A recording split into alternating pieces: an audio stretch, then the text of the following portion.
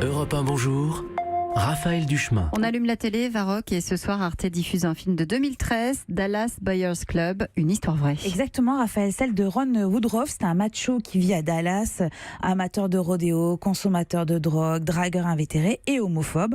On est au milieu des années 80. Après un malaise, il est hospitalisé et les médecins à ce moment-là lui annoncent qu'il est séropositif. Au vu de votre état de santé, au vu du bilan et des éléments dont nous disposons, nous estimons qu'il vous reste 30 jours pour mettre de l'ordre dans vos affaires. 30 jours. Je suis désolé. Foutaise. C'est des conneries.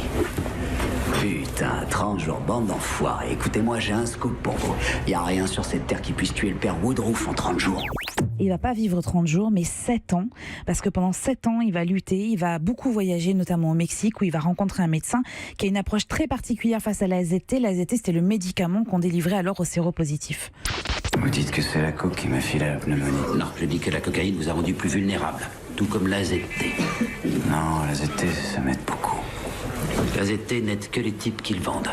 Il tue chaque cellule qu'il croise sur son chemin. Je vais vous prescrire un régime de vitamines et de minéraux, du zinc. Ça boostera votre système immunitaire. Vous prendrez aussi de l'aloès et des acides gras essentiels. Alors Ron Woodruff va beaucoup se documenter, va beaucoup voyager, notamment au Japon, et va se lancer dans la contrebande de médicaments qui était à l'époque non autorisée par la FDA. La FDA, c'est l'agence américaine chargée des médicaments. Et puis il va s'inviter dans des réunions d'information faites aux malades pour les inciter à rejoindre ce qu'on appelle donc les Buyers Club. On a un club, juste au coin de la rue. Vous pouvez trouver tous les médocs dont je vous parle.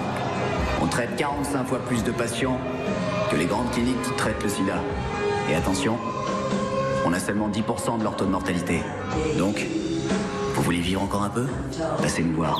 Mais Eva, est-ce qu'ils ont existé, ces clubs, ces Buyers Club? Oui, exactement. Il y a 12 clubs au total qui ont été créés à travers les États-Unis. La FDA est parvenue quand même à les rendre illégaux.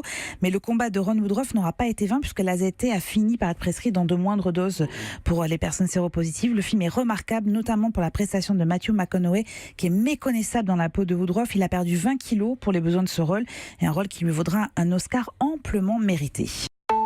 Europe 1.